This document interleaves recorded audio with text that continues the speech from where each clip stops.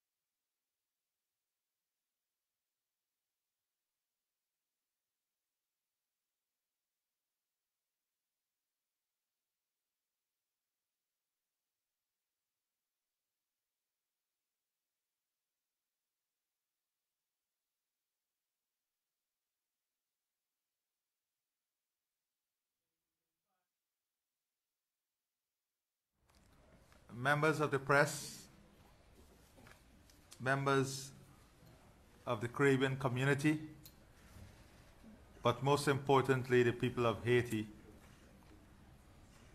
This evening, as a collective, that is CARICOM and our international partners, we would like to share with you an outcome statement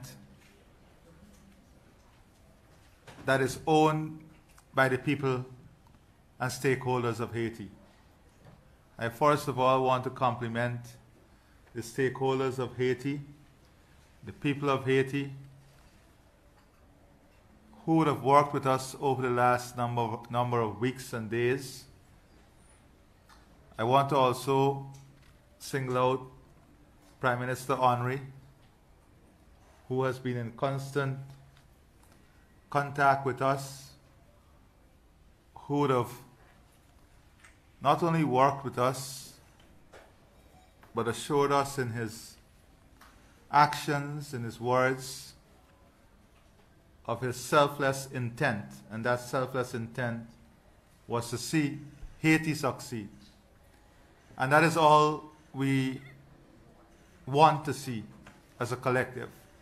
We want to see the success of Haiti, and we want to see the success of the Haitian people. They deserve this. They deserve nothing less. So all of the work that was done over the months, the days, especially the last few weeks, I want to take this opportunity before I go into the statement to thank the Bureau and heads of CARICOM, the CARICOM Secretariat. I want to thank Kamina, who was exceptional in this process. I want to thank the Eminent Persons Group for the work that they did. All three of our former Prime Ministers are here with us. I want to thank Prime Minister Motley, Prime Minister Ralph, Prime Minister Skerritt, Prime Minister Davis, and other members of the Bureau. But these Prime Ministers would have been working assiduously hard, of course. The team in Jamaica also, and would have spent more time as a collective in CARICOM, and I want the Caribbean people to know this. As a collective in CARICOM, over the last 7 to 8 days, well, since Guyana, we have spent more time on Haiti than we have spent on our own local issues. The Prime Minister of Barbados has budget in a few days. Jamaica is going through their budget now. Prime Minister Davis. And we all knew that this is important because Haiti is important and the people of Haiti are important for this region and to this region. I also want to thank our many international partners. And I will begin by some of our partners who are with us even at this hour here. The Minister of State for Development from France. And if you can just raise your hand so they can see you. And as you can see that even after a long day of work, the freshness of France is still alive. I want to thank the permanent representative of Canada to the UN, Bob Ray, not Ray Charles. I want to thank the Brazilian ambassador to Jamaica. I want to thank the PR, the Benin PR to the UN. Where is he? Yes, my dear friend and brother. Exercised tremendous patience. I want to thank Kenya, the President of Kenya, the Prime Minister of Canada, the President of Benin. They all stayed online all afternoon to work with us throughout this. Mexico, the Foreign Minister of Mexico. I want to thank the Foreign Minister of Mexico also for their presence here. We also want to thank the DR. We have been engaging with the DR for their commitment to this process also. As you are all aware, this is a journey with many phases. This is just one, but many phases to come, and the work ahead would be enormous. Of course, we also want to thank the U.S., who was represented here by no less of a person than the Secretary of State, Secretary Blinken. So I thank also the technical staff who supported us through this process. To the media, I think the media has a very important responsibility on the issue of Haiti and on the issue of what is needed for the Haitian people. And I want to ask the media throughout this region for us to focus on the Haitian people and to focus on Haiti and not to concentrate our efforts on individuals, but more on the collective and what is needed for the collective betterment of the country. Today, CARICOM convened the Haitian stakeholders and the following international development partners: Brazil, Canada, France, Mexico, United Nations, and the United States of America, to discuss the multidimensional crisis in Haiti. This meeting followed a series of discussions over a period of time, including those facilitated by the Eminent Persons Group, which engaged a wide range of actors, including Haitian politicians, political parties, the religious community, private sector, the diaspora, and civil society. We are pleased to announce the commitment to a transitional governance arrangement which paves the way for a peaceful transition of power, continuity of governance, an action plan for near-term security, and the road to free and fair elections. It further seeks to assure that Haiti will be governed by the rule of law. This commitment reflects hard compromises among a diverse coalition of actors who have put their country above all differences. To that end, we acknowledge the resignation of Prime Minister Ariel Henry upon the establishment of a transitional presidential council and the naming of an interim Prime Minister. I want to pause and thank Prime Minister Henry for his service to Haiti, his service to the Haitian people, and for his personal commitment for the furtherance of the development of Haiti and the advancement of the people of Haiti. And I ask us to give him an applause.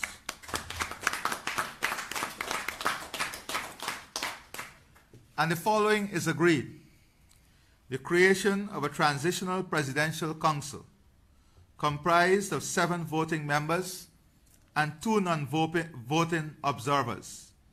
The 7 voting members will comprise 1 representative from each of the following groups: Collective, December 21st, EDE/Red, Lavalas, Montana, Petit Dessalines, and the private sector. The non-voting members will be represented by 1 member from civil society and 1 member of the interfaith community. The council will exercise specified presidential authorities during the transition, operating by majority vote. The exclusion from the Transitional Presidential Council of anyone who is currently on a charge, indictment, or has been convicted in any jurisdiction, anyone who is under UN sanction, anyone who intends to run in the next election in Haiti, anyone who opposes the UN Security Council Resolution 2699. The Transitional Presidential Council will swiftly select and appoint an interim Prime Minister. The Transitional Presidential Council will, together with the interim Prime Minister, appoint an inclusive Council of Ministers. The Transitional Presidential Council will hold the relevant and possible powers of the Haitian presidency during the transition period until an elected government is established. the Transitional Presidential Council will undertake the following: appoint an inclusive Council of Ministers, co-sign the orders, decrees, and to sign off on the agenda of the Council of Ministers, set the essential criteria for the selection of an impartial Provisional Electoral Council, and establish the Provisional Electoral Council. Make arrangement for a peaceful transition, ensure continuity of governance, and establish a National Security Council. Continue collaboration with all members of the international community for the accelerated deployment of the multinational security support mission authorized by UNSCR 2699/2023. It is agreed that the implementation of these measures will be concluded in parallel. The parties also make specific individual commitments regarding principles of inclusion, integrity, restoration of peace, and orderly transition of power. These shared and individual commitments can represent important steps towards facilitating increased humanitarian access to help ease the suffering of the Haitian people. The international community stands ready to partner with Haiti to achieve these goals. Haitian participants must now fully implement their commitments. Haitians deserve a country where children can go to school and their parents know they will be safe. We commend the willingness and courage of Haitian stakeholders to commit to put Haiti back on a path towards democracy, stability, and prosperity. With a framework in place that illuminates a path forward, it is incumbent upon all Haitians to give the agreement a chance to work. And we implore all parties, all stakeholders, all Haitians to be patient.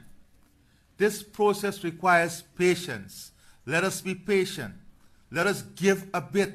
Let us sacrifice a bit and give this agreement a chance to work. To enter into a process of national dialogue and to lay the groundwork for a transition that is based on inclusivity, encourages participation by all stakeholders, and paves the way for elections as soon as possible. This is the only sustainable path to a future of strong democratic institutions, peaceful resolution of conflict, and security and prosperity of all Haitians. Let me also, at this time, thank Ambassador Rattray of the UN, who is also the Chief of the Cabinet of the Secretary General. And CARICOM owes Professor Grandison a debt of gratitude for his selfless service. I don't know if he's in the room. Please come forward, please. Professor, please come forward and take a bow. I would want to give you an additional responsibility of reading the statement in French, but I would not burden you at this late hour of the night. Please, let the young generation of the region see you.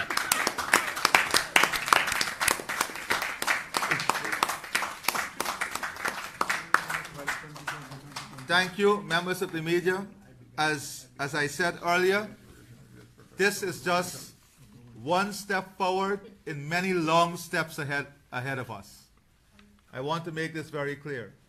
This is just one step forward in many long steps ahead of us. Today, not only were we working on the political issues, we spent a lot of time in parallel meetings on issue of security, issue of resources, finding resources, the humanitarian efforts, and coordination of the international community. Again, I close by thanking all those who were involved in this process, every single one of you, for allowing us to work with the Haitians and for the Haitians to giving themselves a chance for a better future. Thank you, and God bless all of you. Oh, just before we leave, and many of us were supposed to leave very, very early. I want to thank Prime Minister Holness and the government and people of Jamaica for hosting this second meeting, for the work Jamaica has been doing, leading efforts and their commitment to Haiti and the Haitian people. We thank you sincerely.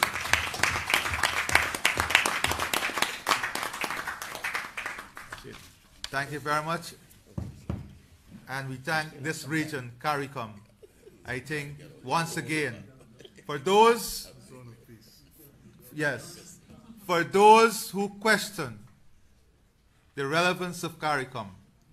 Once again, CARICOM has delivered and delivered well for the people of this region and kept our region as a zone of peace.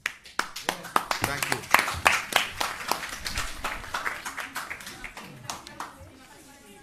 You want to ask a question? You want it? Okay. Yes. Okay.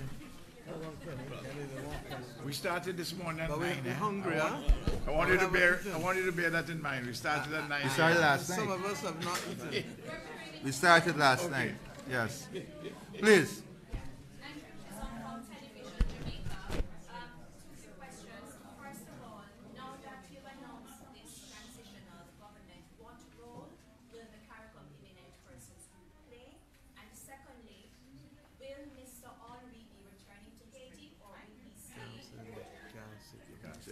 On the second point, we can't say about anything about that now. Prime Minister Henry, you would have heard what we said. There is a number of steps that still must take place, but we can't answer that. On the question of the eminent persons group, I think we ought to give them a chance to breathe a bit now. But we have already started to discuss what that role and the expansion of that role will be. And remember, always, this is Haitian-led, and whatever we do must be what the Haitian people want of us. That is the important point. It is not what we want, it is what the Haitian people want of us. But we exercise leadership as a region in being proactive.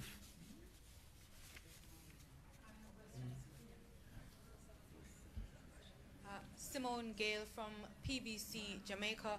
Can you give more clarification on the security mission that you were speaking about earlier today? So I don't want to go into details, but the security mission has many components. It has the deployment of the MSS. That is one aspect. We have the financing. That's a second aspect. And then we have what we term today a bridging security mechanism. That's a third aspect that is under consideration. How do we ensure that there is a bridge between the deployment and what exists today? And that requires continuous assessment and also requires resources and equipment on the ground. I wouldn't want to go further than that because these are matters that are carefully crafted and being discussed. And one of the good things about this process, you'd have noticed that in the last few weeks, you members of the media had to be patient with us.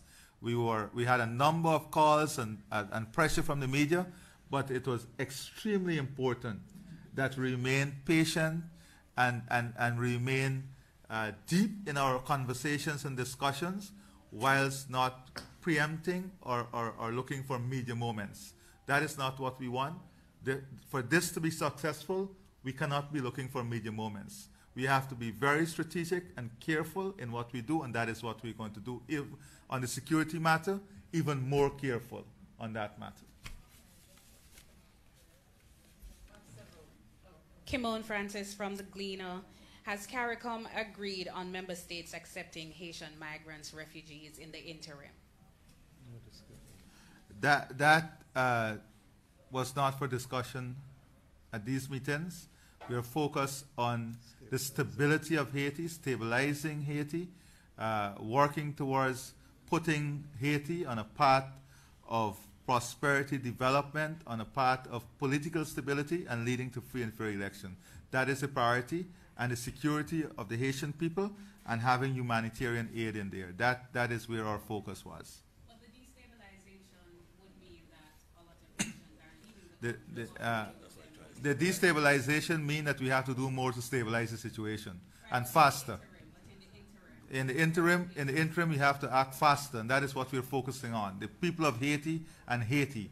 how fast and dynamic we can work in Haiti to bring resolution and solution and to bring comfort to the people of Haiti.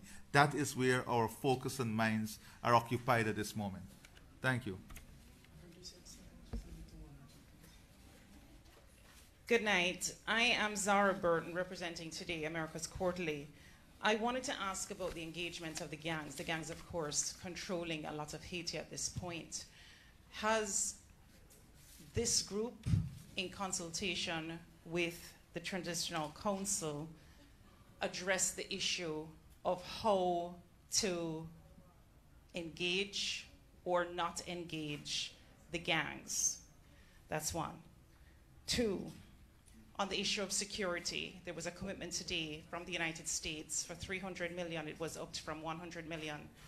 I wanted to find out if there were additional commitments, because we heard from Mexico, we heard from France today a little bit. Just wanted to find out if there were any specific monies committed additional to what the United States committed in terms of the security effort, and also whether any CARICOM countries are committing any funds.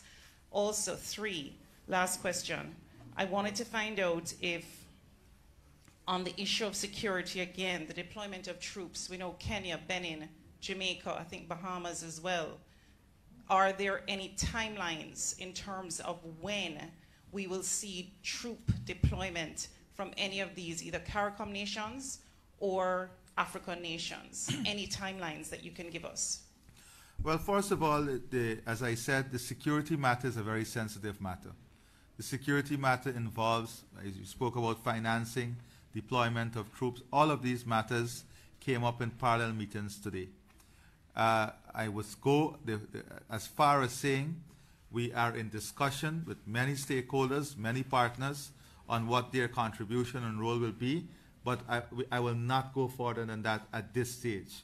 To go further than that at this stage, we'll be doing an injustice to the conversation that is ongoing.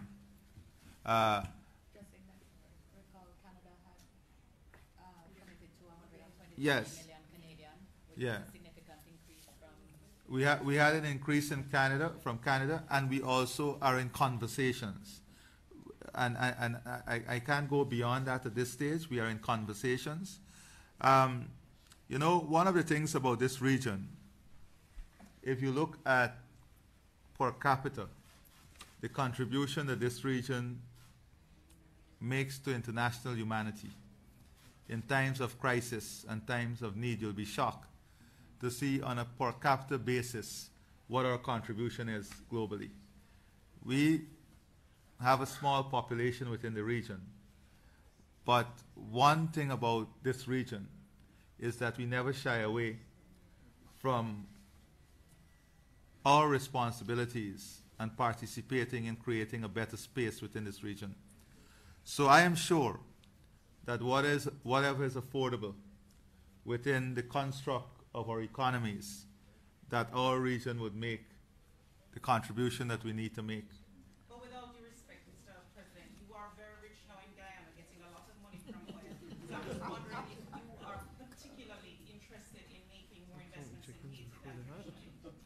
Well, I'm very happy for your statement that we are very rich. I wish if that eventually we'll be rich, maybe, but eventually. Eventually, I'm telling you, eventually we will, and I've said this I've made this loud and clear. The prosperity of Guyana will be the prosperity of this region.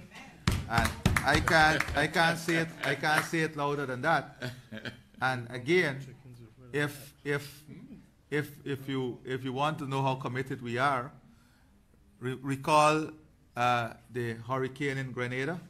Prime Minister Gonzalez can tell you in his recent time of crisis how Guyana responded. We will.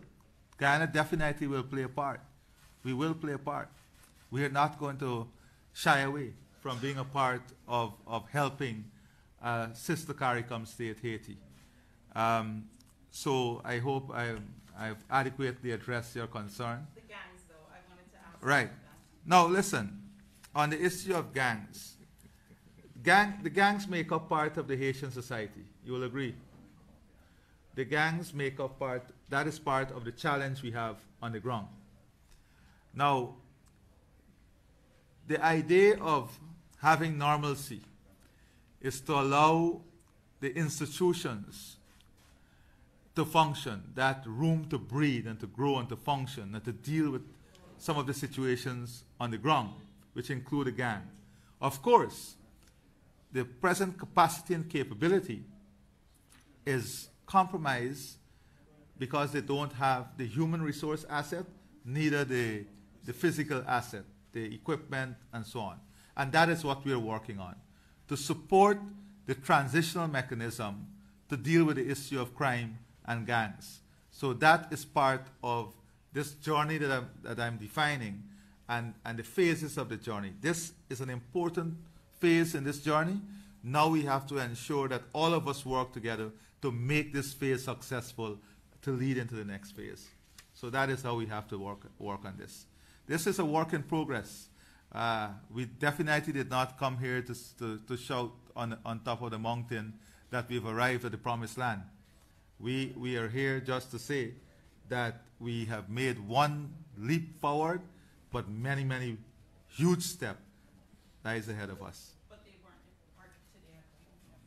No representative coming. That's a difficult question because we dealt with many stakeholders today. I can't tell you to the extent of the broadness of stakeholders' representation. Well, we didn't engage with any gang, of course. The clear answer is that we had no engagement with any gang or gang leader or anything like that. But to our knowledge, thank you very much. You see, I am sandwiched by lawyers, you know. Many lawyers here, great lawyers. So, to the best of our knowledge, our combined knowledge. Yes. Mr. Chairman, my Jamaican media is very great. I think they appreciate that you and your colleagues have had a long, grueling day. And you all have early flights to catch in the morning. Thank you very much. Thank you.